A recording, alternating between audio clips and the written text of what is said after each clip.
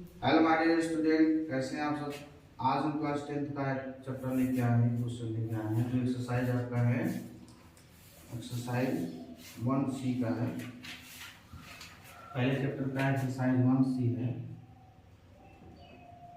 1C इसमें से बहुत इंपॉर्टेंट कंसेप्ट निकल के आता है कि इसे लिख कीजिए कि काड़ी में 2, काड़ी में 3, काड़ी में 5, काड़ी में 6, काड़ी में 7, मतलब सिंगल करनी वाले कोई भी हो जो अपरिमेय संख्या होता है उसी को सिद्ध करना है कि कड़ी में 2, कड़ी में 3, कड़ी में 5 ये सभी अपरिमेय संख्या है। तो इसके लिए कैसे सिद्ध करेंगे?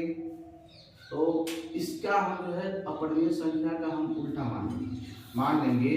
माना कड़ी में 2 एक परिमेय संख्या है। परिमेय संख्या है तो स्वाभाविक सी बात है उसको भिन्न के रूप में लिख सकते हैं, जिसे a/b के रूप में लिख सकते हैं या लिखा जा सकता है। जहां a और b, जो a और b रहेगा अंशधार रहेगा, वह सअभाज्य संख्या रहेगी। सअभाज्य संख्या क्या होती है? ऐसी संख्याएं, ऐसी दो संख्याएं जिनका अगर गुणनखंड किया जाए तो उसमें कॉमन गुणनखंड केवल एक ही मिले, इसके अलावा कोई ना मिले, तो ऐसी संख्याओं को सअभाज्य संख्या कहते हैं। तब हम क्या करेंगे? कड़ी में 2 बराबर लिख सकते हैं जो हम माने हैं a/b।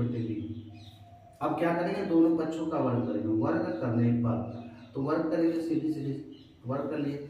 वर्ग करेंगे तो कड़ी में 2 कड़ी कट जाएगा, 2 बच जाएगा और a स्क्वायर हो जाएगा और b स्क्वायर हो जाएगा। अब क्रॉस मल्टीप्लाई कर लेंगे तो a स्क्वायर बराबर हो जाएगा 2b स्क्वायर। अब यहाँ से एक प्रमेय आपको पता होना चाहिए, तभी आप इस कंसेप्ट को क्लियर कर पाएंगे। प्रमेय क्या है? अगर कोई भी संख्या का वर्ग, किसी भी एक बड़ी संख्या है, किसी भी एक बड़ी संख्या का वर्ग या छोटी संख्या का वर्ग अगर किसी अन्य संख्या से कटता है, वर्ग अगर जैसे मान लीजिए 10 है, 10 का वर्ग 100 है। अगर ये 100 2 से कट रहा है तो ये किसका वर्ग है? 100 10 का वर्ग है, तो 10 भी 2 से कटेगा। मतलब अगर कोई भी संख्या है उसका वर्ग किसी अन्य संख्या से कटती है तो वह संख्या जिसका वह वर्ग रहेगा वह भी संख्या अन्य संख्या से कटेगी। समझ लीजिए, जैसे 20 है और 5 है तो 20 का वर्ग 400 होता है, यह 5 से कटेगा तो 20 भी 5 से कटेगा। ऐसे ही कंसेप्ट पे आते हैं। कोई संख्या a स्क्वायर है, कोई संख्या a है, स्क्वायर करेंगे तो वह 2 से कटता है, तो वह संख्या भी 2 से कटेगा। ऐसे b है तो b का स्क्वायर करेंगे, 3 से कट रहा है तो वह संख्या 3 से भी कटेगी। तो यहाँ पे ये कंसेप्ट लगाएं। तो a स्क्वायर बराबर लिखे हैं 2b स्क्वायर, यानी a स्क्वायर को हम लिख सकते हैं 2 गुणे b स्क्वायर के गुणनखंड के रूप में।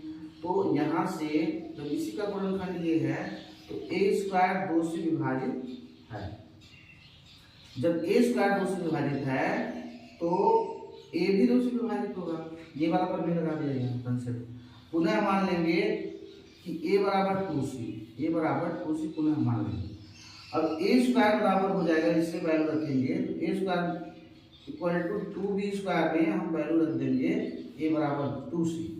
तो यहाँ पे रख दिए 2c और ये ऐसे लिख दिए, ये 2 का वर्ग 4 हो जाएगा, c का वर्ग c स्क्वायर हो जाएगा, 2b स्क्वायर ऐसे लिख दिया। तो ये 4 को हम 2 से काट देंगे तो बचेगा 2c स्क्वायर बराबर b स्क्वायर, यानी b स्क्वायर को लिख सकते हैं 2 मल्टीप्लाई c स्क्वायर, या तय हम कर सकते हैं b स्क्वायर 2 से विभाजित।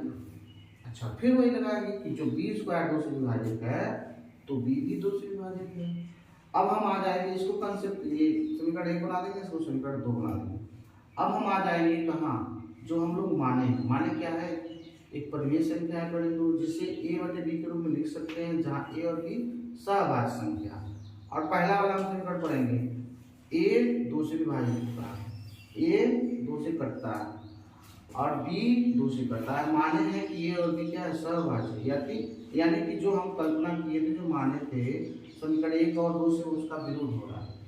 अरे भाई सिंपल सी बात है, समीकरण 1 कह रहा है कि a 2 से कट रहा है, b भी 2 से कट रहा है। अब माने a और b सअभाज्य है, किसी से ना कटे एक के अलावा, लेकिन ये कट रहा है तो अतः लिखेंगे समीकरण 1 और 2 से हमारी कल्पना जो माने हैं उसका विरोध हो रहा है, इसलिए वह परिमेय ना होकर के अपरिमेय, इसलिए है परिमेय ना होकर अपरिमेय। अतः लास्ट में है, इसलिए कड़ी में 2 एक अपरिमेय संख्या है।